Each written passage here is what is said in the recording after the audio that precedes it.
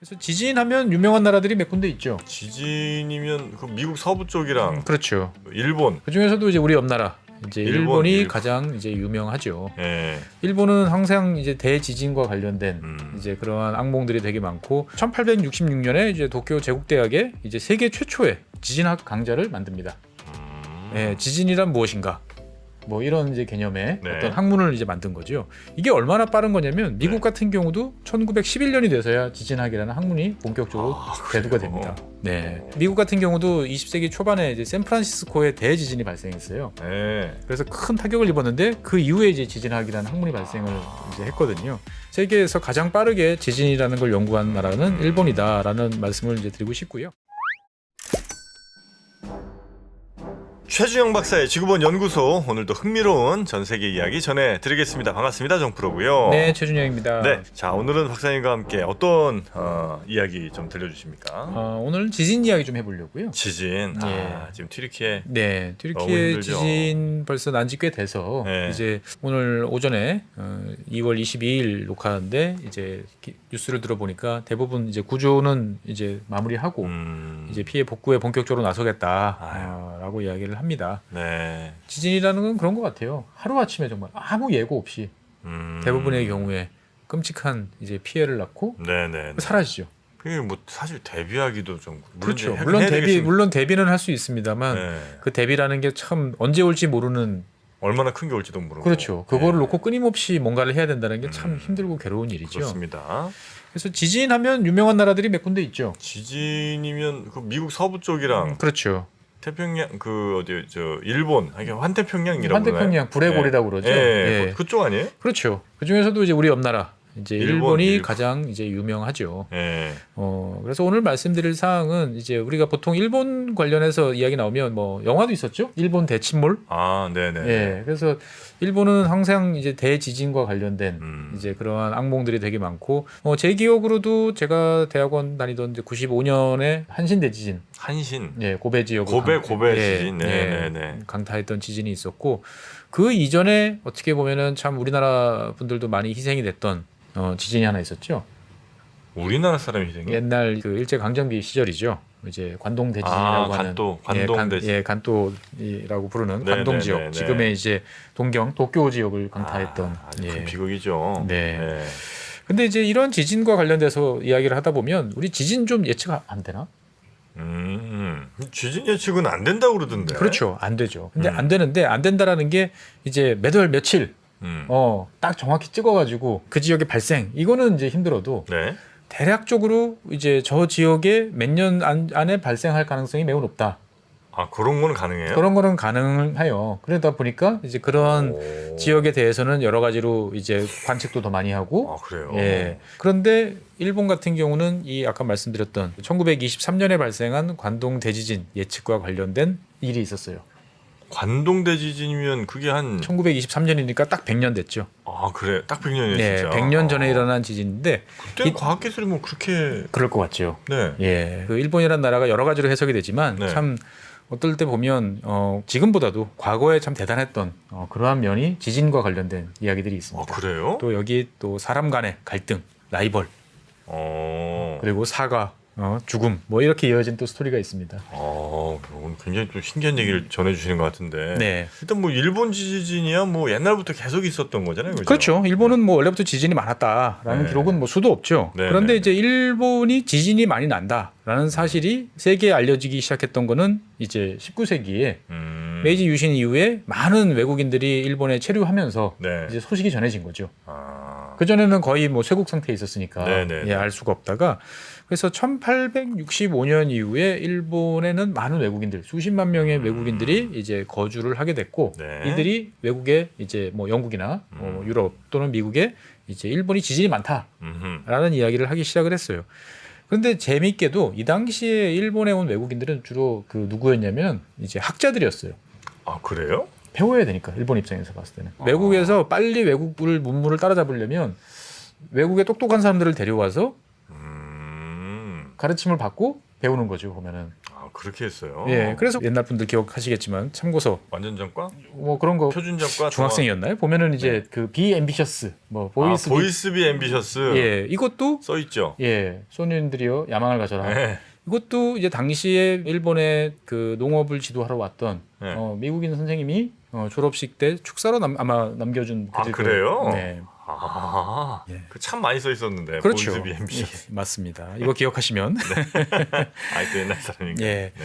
그래서 이제 당시 일본은 뭐 여러 가지 학문들에 관심이 많았지만 네. 일단은 국가를 발전시켜야 되니까 뭐 여러 가지 건설, 토목 그리고 건설 토목을 하려면 지질과 네. 관련되는 사람들을 집중적으로 많이 이제 데리고 왔습니다. 인프라 관련된 그렇습니다. 이런 학문들이군요. 그리고 이제 뭔가 발전시키려면 국내에 무슨 자원이 있는지 알아야 되니까 그거와 관련. 그래서 광산학, 요즘으로 따지면 광산학, 토목학, 지질학 이런 전공자들이 이제 일본에 많이 왔는데 네. 이 사람들이 와 보니까 지진이 많다는 거죠.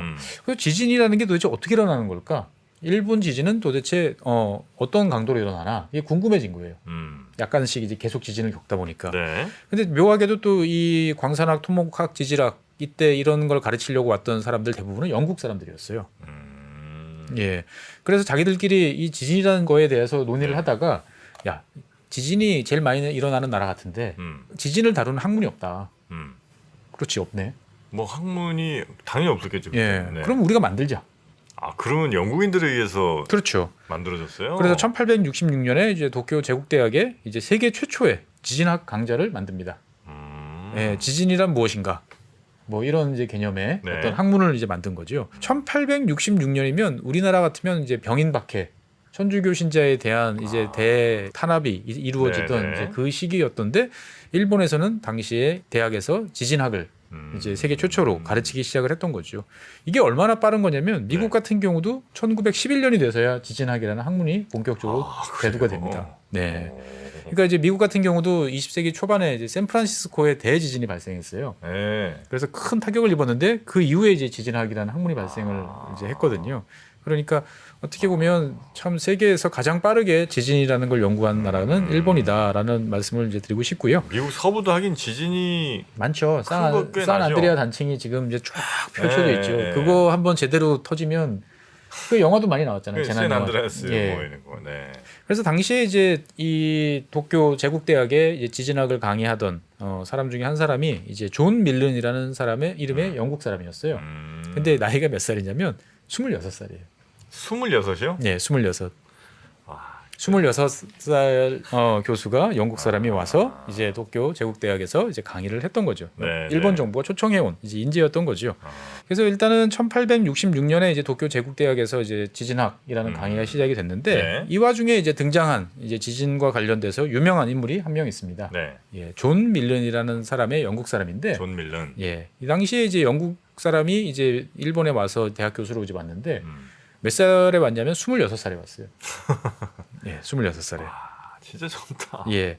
1876년에 왔으니까 네. 이제 제국대학에 이제 지진학 강좌가 생긴 이후에 한 10년쯤 후에 이제 부임을 한 거죠. 네. 그래서 이 양반은 이제 76년에 와서 한 20년 가까이 일본에서 거주를 합니다. 그리고 이제 일본 여성과 결혼도 해요. 예, 그러니까 어떻게 보면은 정말 이제 일본에 대해서 자기 전성 시대를 다 일본에서 보낸 이제 사람인 거죠. 그래서 이제 존 밀런도 와서 이 지진과 관련된 이런저런 걸 들여다보다가 야, 이거를 제대로 우리 좀 연구해 보자. 벌써 한 10년쯤 됐으니까. 그래서 지진 학회라는 것을 만들자. 아유, 가르친 데도 얼마 없는데 학회까지 만들어요? 예, 지진 학회를 만듭니다. 당시에 이제 이 19세기 후반 1870년에서 80년 요때쯤 이제 일본 사람들의 이제 처음엔 다 일본 사람들이 외국 사람들한테 배웠죠. 네. 근데 이제 이때쯤 되면은 시간이 한 십몇 년 지나고 나니까 이제 슬슬 일본 사람들이 이제 스스로를 가르치기 시작하는 이러한 상황이 되면서 네. 이제 체계적으로 뭔가 우리 아는 지식을 나눠보자라고 그래서 학회를 만들자라는 움직임들이 많이 있었어요. 네, 네, 네. 그래서 이제 지진도 우리도 지진학회 만들자라고 해서 당연히 그러면은 이제 아직까지는 일본 사람들이 스스로가 좀 부족하다 생각을 하니까 외국 사람들이 이제 회장을 맡고 우리는 좀 더 배우겠습니다 이런 자세였는데 이 존 밀런은 아니다, 나는 어차피 떠날 사람이고 당신들이 이제 회장을 맡아야 된다라고 그래가지고 이제 일본인을 이제 회장으로 이제 취임을 시키면서 이제 지진학을 이제 발전을 시켰죠. 그런데 이제 이 존 밀런이라는 사람은 일본에 올 때 그냥 맨몸으로 온 게 아니고 당시 이제 세계 최첨단 제조업체가 몰려있던 그 영국의 이제 글래스고, 네. 지금 스코틀랜드죠. 글래스고 지역에서 만든 지진계를 들고 왔어요. 아, 지진계가 있었군요 그때. 그렇습니다. 이미 이제 19세기 때 유럽 지역에서 지진이라는 것들을 그 측정할 수 있는 그러한 측정계죠. 지진계라는 걸 만들어서 여러 가지 모델들이 있었는데 이제 글래스고에서 만들어진 모델이 당시에 이제 많이 쓰이고 있었어요. 네네네. 이거를 이제 들고 와서 이제 설치를 해놓고 사람들을 가르쳤는데 존 밀런이 와서 보니까 일본은 길잖아요, 나라가. 네. 여기저기서 지진이 일어나는데 자기는 이제 도쿄에 있으니까 다른 지역에서 지진이 일어나는 걸 알 수가 없는 거예요. 그렇겠죠. 예, 그래서 이 도대체 일본에서 일어나는 지진을 얼마나 강하게 일어나는지 한번 체계적으로 네. 좀 분류를 해보자. 네. 그래서 일단 일본에서 일어나는 지진의 피해 규모를 가지고 일본 지진이 얼마나 강한지를 한번 따져보려고 노력을 했습니다.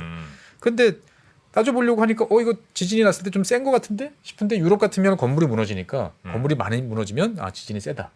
건물이 덜 무너지면 지진이 약하다. 이렇게 생각을 했는데 일본 도쿄에 와서 보니까 지진이 꽤 센 것 같은데 건물이 없구나. 잘 안 무너져요.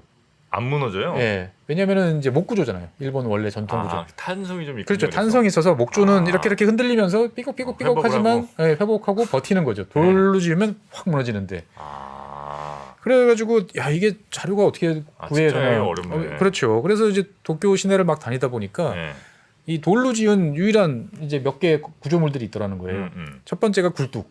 굴뚝은 돌로 지었고. 그렇죠. 네네. 그다음에 두 번째는 묘지의 비석. 비석. 예, 이게 이제 지진이 나면 쓰러지더라는 거죠, 보면은. 그래서 이제 처음에는 이제 무너진 방향, 그다음에 얼마나 많이 무너졌나 이런 걸 가지고 지진 규모들을 이렇게 쭉 자기가 연구를 보면서 그렇죠, 연구를 하기 시작을 했어요. 네. 근데 혼자서 하기에는 이제 갑갑하니까 일본 정부에다가 이제 이야기를 하기 시작을 한 거죠. 이게 알아야 뭐 한다. 그래서 일본 전체에다가 이거를 자료를 모아야 된다. 근데 뭐 어떻게 해야 되는지 갑갑하잖아요. 그러게요. 예. 갑갑하니까 일단 제일 만만한 게 이럴 때는 공무원들을 이제 시키는 거죠. 그래서 뭐 지진 관측 전담 공무원 이렇게 하면은 너무 없어 보이니까 아르바이트를 시킵니다. 엽서를 인쇄를 해요. 엽서? 예, 일본어로 된 엽서. 그래서 지진이 난 날짜를 적고 시간을 적고 어느 지역 몇 월 며칠 피해 규모 건물이 몇 채나 무너졌는지 여진이 있었으면 여진이 몇 번이나 됐는지 이런 거를 적어서 우체통에만 넣으면 자기가 연구실로 올 수 있도록 그걸 데이터를 취합을 하는 거예요? 데이터를 취합하는 거죠. 그래서 이제 일본 전체에서 봤을 때 어느 지역이 지진이 자주 일어나는지 이런 데이터를 이제 쭉 이제 모아 놓는 거죠. 야, 이런 거는 대단하네요. 대단하죠. 이런 생각을 했다는 게. 1880년이면 그러니까. 이 당시에 벌써 이 영국 사람이 일본에 가서 어떤 일본의 그런 우편 시스템을 이용해가지고 이런 일들을 하고 있었던 거죠. 그래서 이제 본인은 되게 강력한 일본 지진을 한번 경험해보고 싶었는데 지진이 잘 안 일어나다가 자기 때에 맞춰서 와주는 게 아니니까. 그렇죠. 그러다가 1891년에 그 한자로 쓰면 이제 노비평야라고 하는 미노 오와리 지역에 발생하는 대규모 지진이 발생을 합니다. 그때 큰 게 좀 왔어요. 지금으로 따지면은 규모 한 8.4? 어마어마하게 센 거죠. 규모 8이면 어마어마하게 센 거. 저 어디 튀르키예보다 훨씬 센 더 센 거죠. 예. 그래서 이제 당시에 카메라가 보급이 됐으니까 이때 사진을 찍어서 생생한 모습을 이제 또 유럽에 소개를 해줍니다. 땅이 갈라지고 다리가 내려앉고 그래서 일본에서 나타나는 지진은 이렇게 세구나. 유럽보다 훨씬 센 지진이 나타나는 지역이 일본이다라고 이제 알려주게 되는 거죠.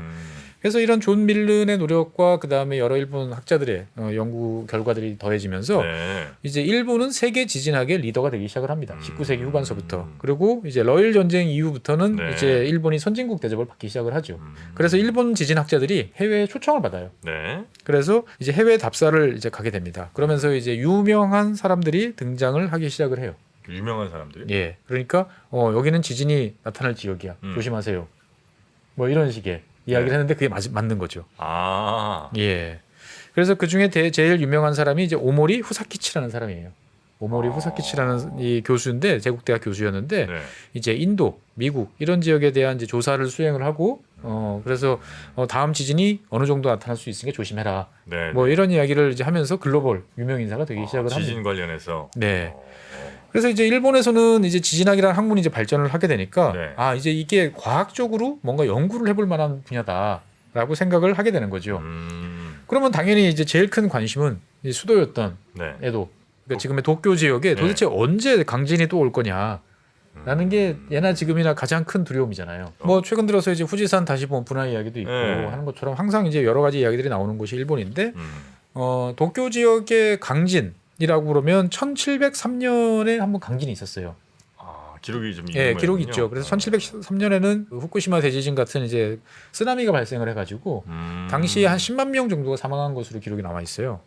그때 당시 10만 명이요. 예. 와. 그리고 19세기 들어와서는 1855년에 또 대지진이 발생을 도쿄에서? 했어요. 예, 근데 이 지진은 바로 도쿄 밑에서 발생을 해서 직하형이라고 그러죠. 도시 바로 밑에서 얕은 곳에서 발생을 해가지고 피해가 컸어요. 컸고. 그러니까 지진이 저 지구 밑에서 깊은 데서 발생을 하면 네. 처음에 위력이 세도 오면서 약해지니까 지상에서는 타격이 덜한데 네. 얕은 곳에서 발생하면 훨씬 커지죠. 1700년대, 1800년대 네. 지진을 한 번씩 겪고 나니까 야, 이게 100년에 한 번씩인가? 네. 곧 올 것 같은데? 1703, 1800. 예. 예. 그러니까 이제 20세기 되니까 1900년대니까 네. 그럼 1900년대 분명히 한 번 더 나타날 텐데 이게 언제 나타날까? 네. 사람들이 이제 걱정을 하는 거죠. 그러면서 이걸 둘러싼 이제 학자들 간의 이제 자존심 경쟁이 벌어집니다. 동경 지역의 지진을 둘러싼 라이벌 네. 구조가 만들어져요. 라이벌? 서로 의견이 다른 학자들끼리 서로 이제 주장을 펼치는 거죠. 온다 안 온다 뭐 이런 식으로. 그렇죠. 예. 첫 번째는 이제 아까 말씀드렸던 이제 오모리 후사키치입니다. 글로벌 스타. 글로벌 스타. 예. 그리고 이제 두 번째 여기에 맞서는 라이벌은 이마쿠라 아키치네라고 이제 후배입니다. 이 오모리의 후배죠. 나이 차이가 조금 나지만 뭐 같은 네. 제국대학 이제 교수였는데 이 오모리 교수 같은 경우는 전 세계를 돌아다니면서 지진을 쭉 연구를 해보니까 지진 활동이 정기적으로 나타나는 지역들은 큰 지진이 잘 안 나타나더라. 정기적으로 나타나는 지역은 오히려 큰 지진이 안 온다? 그렇죠. 그러니까 이 지진이라는 거는 땅의 힘이 한 방에 쭉 모아졌다가- 축적이 돼가지고 빵 터질 때 큰 지진이 나타나는데 자잘한 지진들이 계속 나타나면 지진이 힘이 약해진다 또는 안 나타날 수 있다. 압력밥솥에 이렇게 김 빼듯이 그렇죠. 계속 빠지니까. 예, 그러다 보니까 도쿄 같은 경우는 여러 차례 벌써 지진이 났기 때문에 네네. 지진 발생할 가능성이 그렇게 크지 않다라고 생각을 이제 했던 거죠. 네네. 근데 그에 비해서 이제 이마무라 교수 같은 경우는 우리가 지금 알고 있는 지진에 대한 지식이 되게 얕은데 이거 가지고 지금 동경의 지진이 계속 되는지 안 되는지조차도 지금 잘 모르는 거 아니냐. 그리고 과거의 기록 어디서 지진이 나타났다는 역사 기록을 잘 찾아보면 네. 그건 다 땅에서만 나타나는 거 아니냐. 근데 지진이라는 거는 잘 알다시피 바다에서도 나타나는 거 아니냐. 네네. 그래서 이마무라 교수 같은 경우는 이제 동경만 쪽에 이제 사가미만이라는 지역이 있는데 네. 예, 이 지역에서 지진이 나타날 가능성이 높다. 지질 구조를 보니까 라고 생각을 합니다. 그래서 1905년에 이제 학술지에다가 기고를 해요. 자, 동경 시내에 지금 이제 도쿄죠. 네. 도쿄 지역에 50년 이내, 그러니까 1905년이 있으니까 1950년 앞으로 한 50년 안에 대규모 지진이 발생할 가능성이 높고 그 진앙지는 육지가 아닌 바다인 사가미만 주변에서 발생할 가능성이 높다. 네. 그리고 일단 발생하게 되면 피해 규모는 10만 명 이상이 사망하는 대지진일 것이다. 라고 주장을 합니다. 네네. 네, 매우 용감한. 그러니까 이제 학술지 입장에서 봤을 때는 아니 그래도 제국대학 교수니까 실어주긴 해야 될 것 같은데 이게 정말 맞나? 라고 생각을 해서 이제 더 유명한 오모리 교수에 대해서 이거에 대한 의견을 같이 실기로 결정을 합니다. 그래서 오모리 교수는 여기에 대해서 정반대 이야기를 써요. 이마무라 교수가 말한 것들은 전혀 근거 없다. 네. 여러 가지로 쭉 따져봤을 때 이마무라 교수의 어떤 논리를 증명할 과학적 데이터가 부족하지 않냐라고 이야기를 합니다. 그래서 같은 대학 교수 선후배끼리 이제 이런 식으로 정면으로 붙은 거죠. 이걸로 싸워요? 네. 근데 이제 아무래도 오모리 교수가 훨씬 유명하다 보니까 네. 대부분 다 오모리 교수 쪽에 이제 편을 드는 거죠. 그래서 이마무라 교수 같은 경우는 상당히 이제 왕따를 당하고. 근데 나중에 이쪽에 아마 지진이 오는구나. 그렇죠. 근데 이야기 흐름상 그럴 것 같네요. 그렇습니다. 예, 궁지에 이제 몰리게 됩니다. 네네. 그래서 이제 오모리 교수 같은 경우는 처음에 아까 말씀드렸던 존 밀런 이런 사람들이 해외에서 갖고 왔던 이제 지진계들을 써보니까 이게 감도가 낮고 뭐 여러 가지 불편한 점들이 있는 거예요. 그래서 이제 매우 정밀한 이제 지진계를 개발합니다. 근데 이제 본인이 일본 기술은 아직 자기의 개념을 정밀하게 만들 기술이 없다 보니까 독일 업체에 의뢰를 해요. 네. 어디에 의뢰하냐면 지금도 있어요. 보쉬.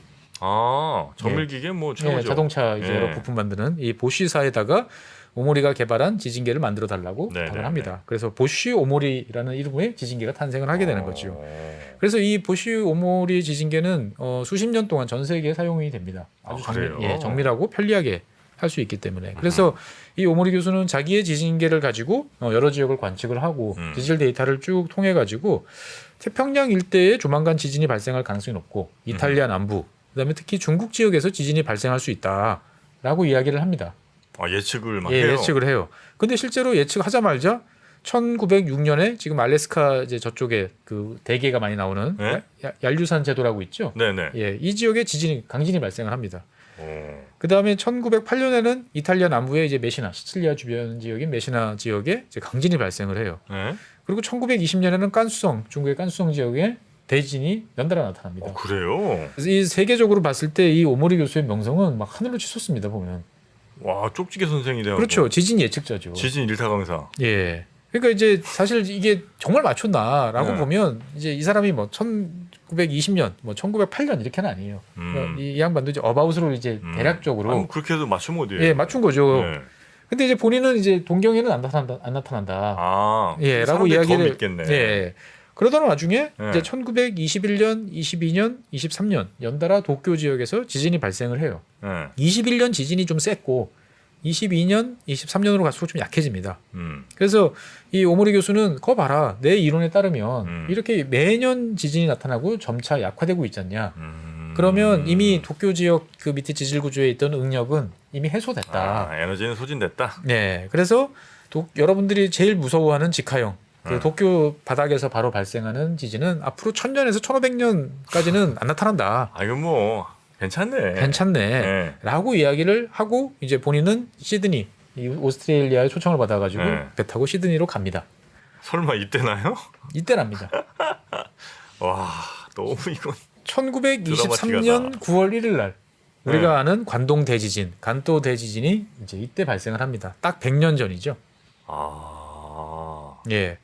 그래서 당시 이 오모리 교수는 이제 시드니에서 개최된 환태평양 과학회의에 초청을 받아가지고 네. 이제 호주 과학자들한테 자신이 이제 개발한 아까 말씀드렸던 이제 보시 오모리 지진계를 이제 보여주고 있었어요. 네. 이런 원리고 이렇게 된다. 근데 갑자기 지진계가 막 흔들리는 거죠. 아, 실제로? 예, 실제로 와, 이거 너무 드라마인데 이거. 강력한 지진이 이제 발생했다라는 네. 이제 사실이 이제 드러난 거죠. 네. 당시로서는 이게 어디서 발생했는지는 모르고. 조금 이제 시간이 있어야 되는 건데 네. 일단은 본인이 만든 지진계가 얼마나 이제 탁월한지에 대해서는 설명이 됐던 거죠. 야, 근데 호주 시드니면 반대편이죠. 일본이랑 한참 떨어져 있는데. 그렇죠. 근데 거기까지 있을 정도의 강력한 지진이 와. 지구 어딘가 발생했다라는 네, 것이 네, 네. 이제 드러난 거죠. 그러면 이제 이 당시 이마무라 교수는 뭘 하고 있었냐? 라이벌이었던 이마무라 교수는 이제 그 지진 연구소에서 일을 하고 있었죠, 당연히. 근데 지진이 이제 발생을 딱 합니다. 그러면 이제 도망가야 되는데 네. 이 이마무라 교수는 이 지진 기록 예전부터 존 밀런 때부터 남겨왔던 그 지진 기록들을 살려야 된다. 지금 그 저쪽 지진 연구소에서 지진계로 막 기록되고 있는 이 데이터 이거 날아가면 안 된다. 라고 그래가지고 본인 그리고 이제 학생들 시켜가지고 불 끄고 폐허를 잔해를 해쳐가지고 지진 기록들을 가져갑니다. 데이터들을. 와, 그 기록을 예, 그 지진이 나서 막 건물이 무너지고 사람이 죽어가는 와중에 그거를 다 끌어안고 지하실에서 끄집어내가지고 네. 탈출을 합니다. 와. 그래서 지금도 이 관동 대지진 할 때 격렬하게 움직였던 이 지진기 기록 당시 그 종이에 이렇게 네, 그려놨던 네. 게 남아 있어요. 야, 이분은 진짜 대단하시네. 그렇죠. 근데 지진이 막 발생해서 대혼란이 이제 발생하는 와중에 따져 보니까 이 진앙이 어디냐? 말씀드렸던 도쿄 남쪽에 사가미만. 앞바다. 예. 네. 도쿄 앞바다에서 발생을 한 거예요. 정확히 1923년 9월 1일 11시 58분에 요코하마에 도착을 합니다. 바다에서 먼저 발생을 하고 이게 요코하마를 덮치고 44초 후에 이제 도쿄를 덮칩니다. 보면. 네네네. 예. 그래서 9월 1일부터 시작해서 그 정오부터 오후 6시까지 한 6시간 동안에 171번의 여진이 있었고 다시 밤 자정까지 다시 51번의 여진이 계속 발생을 이제 하게 됩니다. 이 도쿄는 원래 목조주택이 많아서 지진에 잘 버틴다고 했지만 네. 대규모 화재가 이때 발생을 해요. 아, 그래서 또 피해가 컸죠. 그렇습니다. 네. 그러니까 이제 대규모 이제 지진이 강하다 보니까 그러면은 목조주택이 아무래도 안전하다는 것들을 전통적인 지식으로 알고 있다 보니까 사람들이 대도시에 몰려 살면서도 계속 목조주택을 지었던 거죠. 아, 불에 쉽게 타는구나. 근데 이렇게 대도시에 목조주택이 많으니까 화재에 취약하다는 게 이제 이때 드러난 거죠. 그래서 대규모 화재가 이제 강풍을 타고 번지면서 사람들이 이제 막 불을 피해서 그러니까 당장 지진은 이제 끝났어요. 네네. 지진이 끝났는데 대규모 화재가 발생을 하면서 또 하필 이때 강풍이 몰아닥치니까 네. 온 도쿄 시내가 이제 불바다가 되는 거죠. 그래서 사람들이 이 바람을 피해가지고 불을 피해서 막 도망 다니다가 다들 똑같은 생각을 하는 거예요. 불을 피하려면 물이 있는 곳으로 가야 된다. 그래가지고 도쿄 시내에 있는 그 조그마한 하천들이 여러 개 있었는데 네. 이 하천들로 사람들이 막 몰려듭니다. 네. 이러면서 이제 압사 사고가 발생을 하는 거예요. 아유. 그리고 이 화재가 얼마나 극심했냐면 물이 끓어오릅니다. 에? 주변이 다 타서 이 온도가 높아지니까 아 설마 그렇다고 물이 끓어올라요. 그 천의 물이? 예, 하천의 물이 얕은 이제 하천 같으면 물이 끓어오르는 거죠. 그래서 사람들이 물 속에서 정말 이제 삶아져서 죽는 이제 이런 끔찍한 일들이 이제 발생을 하게 되는 거죠. 특히 이제 노동자들이 많이 밀집해 있던 좀 빈곤한 지역, 그 밀집 지역 같은 경우는 그 한 동네, 우리로 따지면 이제 구죠. 한 구에서만 이제 한 4만 명 이상이 사망하는 것으로 이제 공식 집계가 나타나기도 합니다. 그래서 사실 이 그 동경 대지진 때의 어떤 이 참상은 1945년 이제 2차 세계대전 때 B-29를 동원해서 미국이 폭격을 했을 때 벌어진 참상하고 되게 비슷해요. 어떻게 보면 예고편에 해당한다고 이제 볼 수 있는 거죠. 결론적으로 다시 지진 이야기로 돌아오면 이 승리자는 이마무라 교수죠. 예측. 예, 원래 지진을 예측한다 그러면 어디서 발생하고 언제 발생하고 규모가 어떤지 이 세 가지를 맞추면 퍼펙트한 건데 진앙지 맞췄죠. 바다, 동경만 바다라고 했고 50년 이내라고 했는데 이제 한 20년 안 돼서 이제 발생을 했고 피해 규모도 실제로 10만 명 이상 사망했거든요. 모두가 다 적중을 한 거죠 보면은. 그래서 당시 이제 이 일본의 대지진이 발생했다는 소식을 전해들은 많은 이제 외신들 기자들 뭐 어떤 일이 있느냐 어떻게 되는 거냐 뭐 막 물어볼 거 아니에요. 그럴 때 이제 일본 입장에서 봤을 때는 당연히 이제 오모리 교수를 내세워야 되는데 오모리 교수가 저 호주가 있잖아요. 그래서 이제 대타로 이마무라 교수가 이제 등장을 해서 이제 설명을 하게 되는 거고 당연히 사람들이 이제 이마무라 교수가 1905년에 이제 예측했다는 것들을 이제 알게 되는 거죠. 이마무라 교수가 어떻게 보면 일본을 대표하는 지진 학자가 돼요. 지진 학자로 이제 급부상하게 되는 거죠. 그래서 오모리 교수는 이제 배를 타고 급거 귀환을 하지만 이미 늦었죠. 그래서 정말 폐허가 된 도쿄항으로 이제 귀환을 하게 되는데 귀환을 해서 이마무라 교수를 만납니다. 만나서 깨끗하게 사과합니다. 내가 틀렸어. 그래요. 당신이 옳았고 내가 틀렸어. 그건 좀 멋있네. 예, 멋있죠. 그리고 이 오모리 교수는 당시에 이제 벌써 뇌종양이 있었어요. 그래가지고 이마무라 교수한테 사과를 하고 본인이 잘못했다, 틀렸다라는 걸 인정한 2달 후에 55살의 젊은 나이로 사망을 하게 됩니다. 사망해요. 예. 어떻게 보면 되게 그 극적인 시나리오죠. 꼭 애니메이션 같은. 그러네요, 진짜. 예. 그래도 참 그 오모리 교수 같은 경우는 대단하죠. 틀렸다고 뭐 이렇게 이리저리 뭐 내 말이 그게 아니고. 그럼 학자들이 그러기가 쉽지 않은데. 예, 깨끗하게 승복을 하는 거죠. 보면. 예.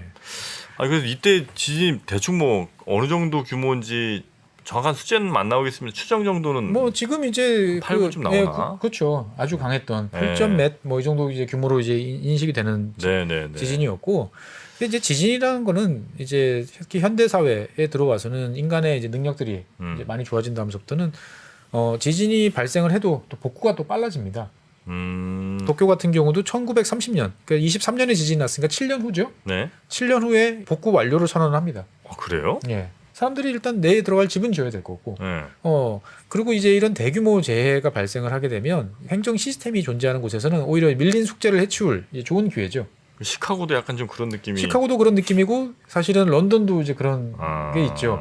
그래서 이제 우스갯소리가 있어요. 런던 같은 경우도 그 런던 파밍 때 그 나치 독일이 이제 와서 폭격을 할 때 좀 더 때려 부쉈으면 모던한 런던으로 탄생할 수 있었는데 일부만 깔짝깔짝 때려 부수다가 가가지고 몇몇 구역만 됐다라는 이야기 나오는데 그래서 사실 뭐 한 10년도 안 돼가지고 도쿄는 뭐 아무 일도 없던 것처럼. 그럼 지금 도쿄의 모습은 그때쯤 만들어진 그때쯤 기본적인 모습들이 형성이 됐고 그러다가 다시 2차 세계대전 때 또 큰 발산이 나고 뭐 여러 가지 또 변화를 많이 겪습니다만 이때 지진이 그러면 남긴 영향은 뭐냐? 남긴 영향은 사실 뭐 이때 어떻게 보면은 콘크리트, 철근 이런 걸로 써서 집을 지었으면 많이 바뀌었을 거예요. 근데 일본은 여전히 당시에도 대부분의 가정집들은 또 목조로 이제 복구를 이제 하게 됐던 거죠. 그래서 겉모습들은 이제 사실 크게 달라지지 않았는데 지금도 목조 주택 많죠, 뭐 일본은. 그렇죠. 근데 이제 일상 행동이 이제 변화하게 됩니다. 그러니까 뭐냐면 당시에 건물이 큰 건물, 이를테면 백화점 뭐 관공서 이런 것들은 이제 유럽식으로 돌로 지었는데 네. 이게 이제 무너지면서 많은 사람들이 사망을 하게 돼요. 근데 사망하게 된 이유 중에 하나가 뭐냐면은 신발을 갈아 신다가 사망을 한 거예요. 신발을 왜 갈아시네? 이 당시만 해도 이런 큰 건물, 뭐 백화점 같은 큰 건물에는 밖에서 신발을 신고 가서 그 안에서 실내화로 이제 신발을 갈아 신고 들어가는 이제 문화였다고 그래요. 아, 그래요? 네, 그러니까 백화점에서도 손님이 딱 들어오시면 인사 딱 하고 실내화 내드리고 그런데 이제 이때서부터는 그런 문화가 없어졌대요.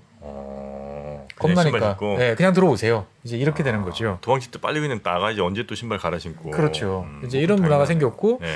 그 다음에 그래도 많은 사람들이 사망을 하고 지진이 무서우니까 도망가고 막 이러면서 이제 노동력이 재건은 해야 되니까 노동력이 이제 부족해지는 일이 벌어집니다. 그래서 이 당시에 이제 원래 집에서 애들 키우고 집안일을 돌보는 여성들이 이제 취업 전선에 등장하게 됩니다. 그러면 이제 나가서 밥을 먹어야 되잖아요. 네. 그래서 여성들이 이제 밖에서 식당에서 돈을 주고 밥을 사 먹는 일이 이때부터 본격적으로 이루어지게 됩니다. 관동 대진 이후에. 네, 그 이전까지는 이제 정숙한 얌전한 여성들이라면 밖에서 밥을 먹지 않는다라는 게 불문율이었다고 그래요. 근데 이때서부터 뭐 어때? 먹고 바빠 죽겠는데 이러면서 이제 바뀌게 되는 이런 거였고 그 다음에 이제 지진이 두렵잖아요. 네. 그리고 이제 지진의 공포 뭐 어떤 여러 가지 이런 것들을 달래주려고 했었는지 우리가 아는 일본의 애니메이션 만화가 이때서부터 유행을 하기 시작을 합니다. 말풍선 이렇게 그려진.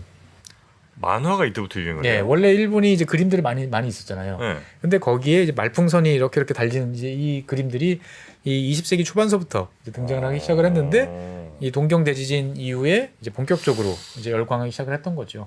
사람들의 이제 헛헛한 마음, 두려움 이런 거를 달래주기 위한 이제 이런 것들이었던 것이죠. 네. 그래서 이제 우리 옆나라 뭐 일본 그래서 이제 지진과 관련돼서 어떻게 보면 세계에서 가장 대비를 잘 하고 있는 나라다. 그래서 우리가 지진 때만 되면 한 번씩 또 호출을 또 하죠. 사실 이번 뭐 튀르키예 지진에서도 시장 본인 고집으로 절대 타협 없다. 내진 설계 다 해라. 내진 설계.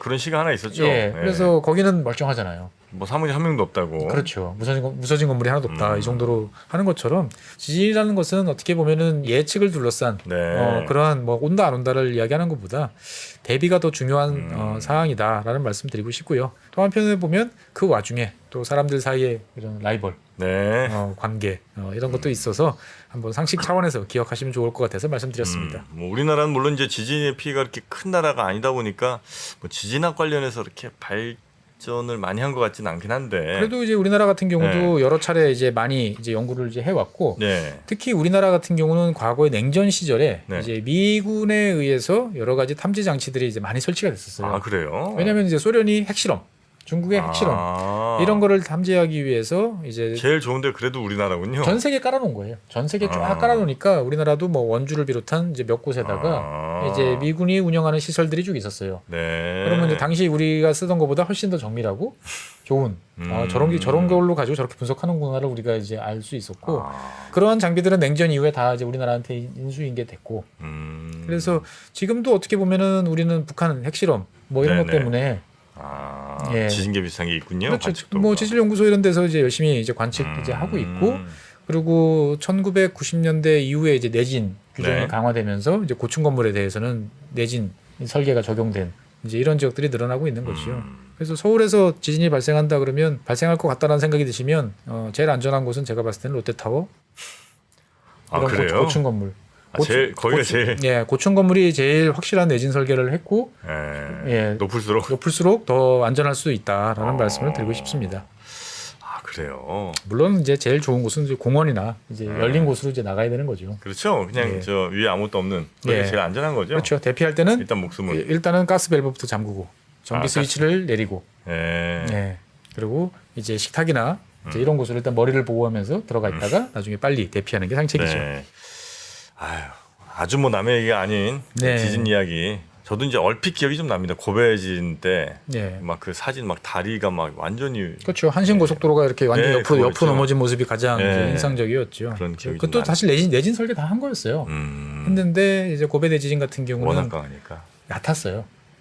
진앙 뭐 이런 게 진앙이 되게 얕았고 바로 직하형 지진이었고 그래서 이제 그 당시에 이제 라이프라인이라는 이야기가 참 많이 나왔죠. 라이프라인? 생각해 보니까 사람들이 다 선에 의존하고 있는 거예요. 전기, 물 가스 이런 라이프라인을 어떻게 빨리 복구하느냐가 이제 이후에 피해를 최소화하는데 중요하다 이런 얘기를 네. 나오고 했었죠. 자, 하여튼 튀르키예 어떻게든 또 또 이후의 삶을 또 살아가야죠. 네. 그리고 또 네. 버티고 계신 분들이 분명히 계실 수도 있으니까 뭐 네. 그분들 또 어떻게든 잘 구조가 좀 됐으면 좋겠다는 생각이 좀 들긴 합니다.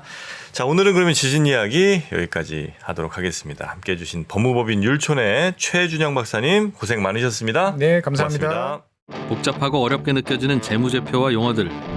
친절한 투자 멘토 사경인 마스터가 매주 새로운 콘텐츠로 알기 쉽게 설명해드립니다. 재무제표 분석과 포트폴리오 구성, 뭐 양대 재무제표라고 그러면 대차대조표랑 손익계산서가 있거든요. 매수 매도 방법, 이때 사는 게 좋겠네. 이렇게 살면 좋겠다. 근데 이렇게 살려면 뭘 해야 되냐면요. 나머지 3분의 1은 놔둬봅니다. 어디까지 가는지. 실전 투자 팁까지 알려드립니다. 오직 3프로 멤버십에서만 만나실 수 있습니다.